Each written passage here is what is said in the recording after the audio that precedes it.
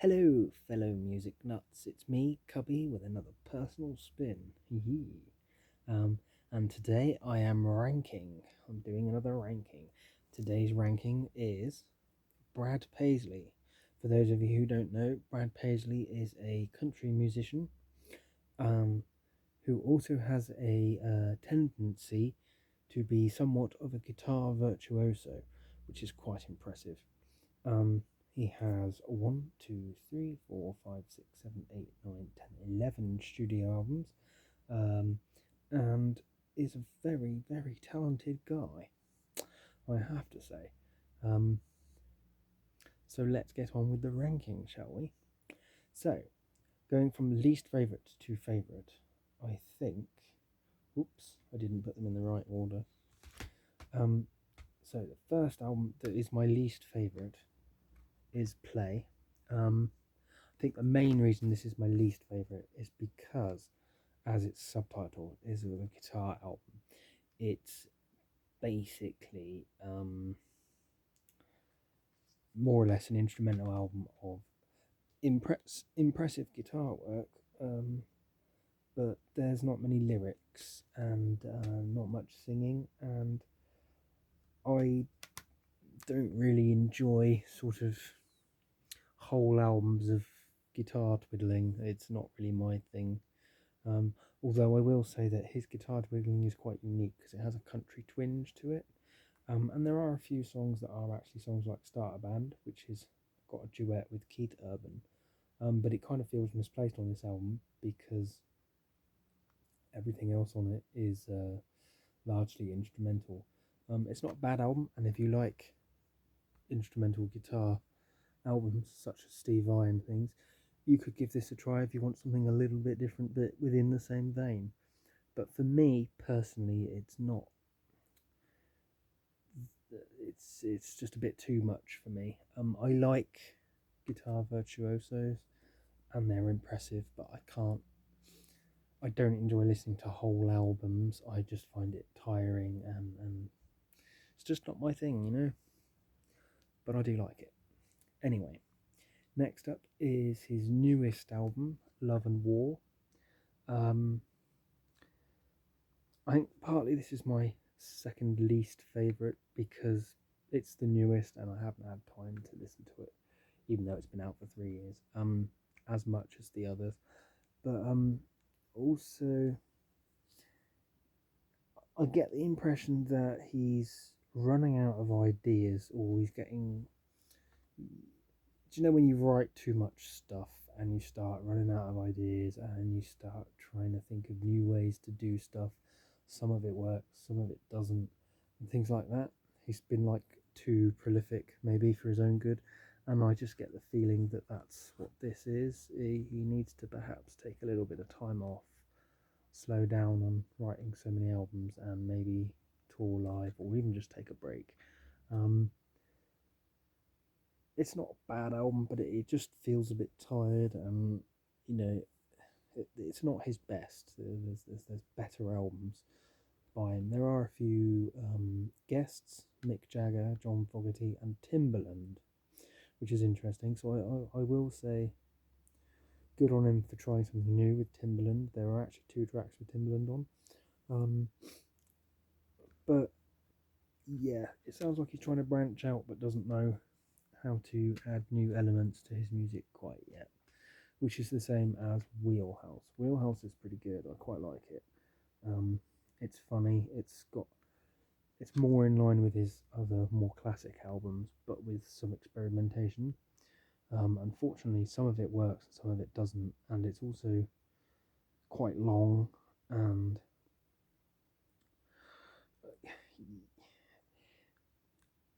it's just not as concise as some of his other albums.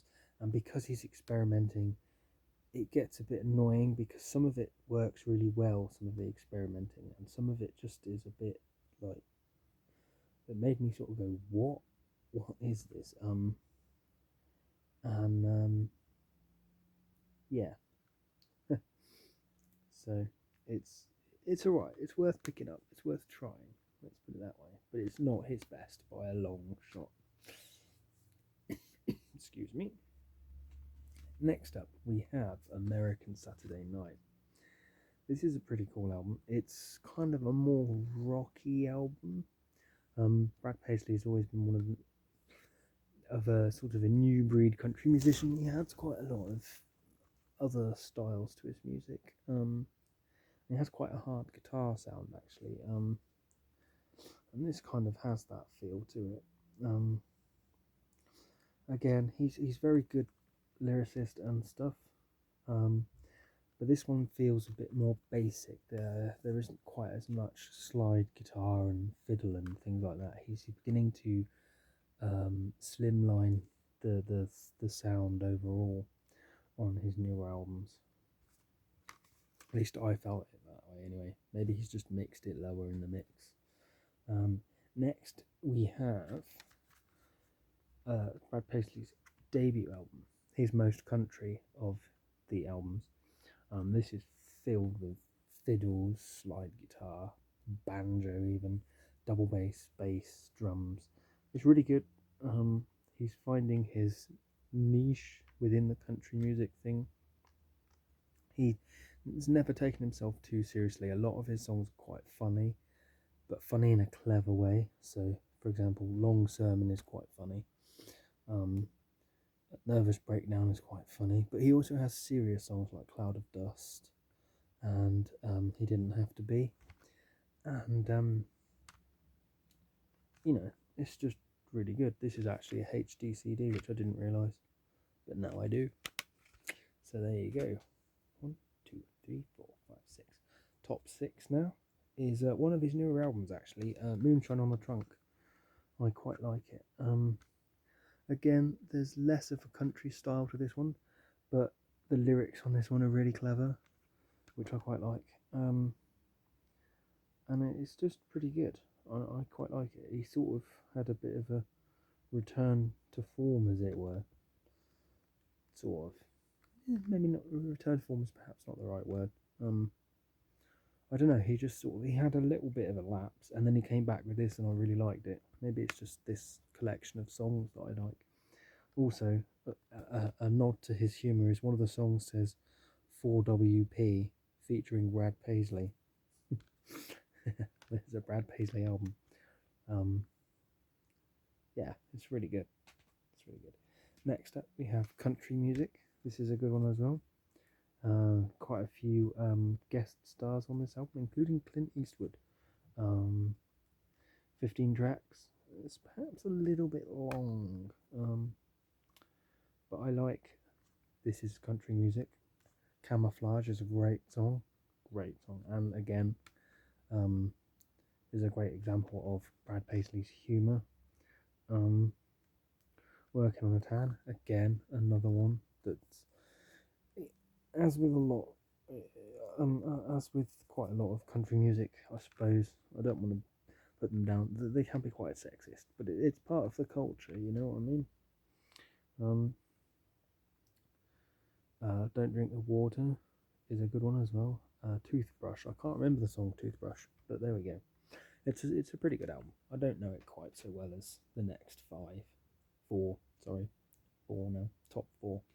Fifth Gear is brilliant. This is when Brad Paisley had sort of made a name for himself outside of the country music world, I think, at least in Britain. By this point he was quite big. I mean, he's never been huge in Britain, but I think the first 3 albums he was big in the country world, but if you weren't into country you hadn't really heard of him, whereas this album, it's got much more of a sort of a commercially pop element to it, which isn't a bad thing. It's actually really good. Again, there's some serious songs and humour, but there's still a lot of the country twang, although it's diminishing in this album, but it's still good. I like Bigger Fish to Fry, which is actually really hard for me to say. Better Than This, which is a really good one, and the first sort of 5 songs are really good, especially I'm Still a Guy. Yeah, it's a pretty good one. You could probably start with this album. And ain't he good looking as well? Oh man, I wish he was into men. Next we have Brad Paisley's second album.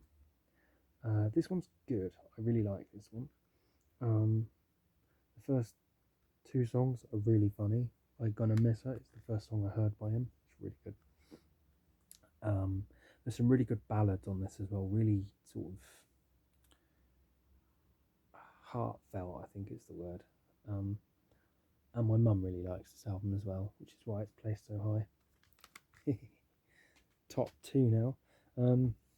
As I say in every ranking video, the actual ranking could change and vary from day to day, particularly in the top sort of 3 or 4. But I think as it stands, this is my second favourite, particularly the song Alcohol, and Waiting on a Woman, which at first sounds like a sexist song, but it isn't actually a sexist song. I don't normally do politics or contentious issues or anything, but I just want to point out, Waiting on a Woman, at first it sounds like a sexist song, but it isn't. It's actually about a man who's died, and he meets the protagonist of the song. Is that the right word? Protagonist? And he explains he's waiting for his woman to die and come and meet him in heaven. It's actually quite a sad song, but it also demonstrates Brad Paisley's really, really clever, thoughtful lyrics. And there's all sorts of that's embodies this whole album. Really, it's really good.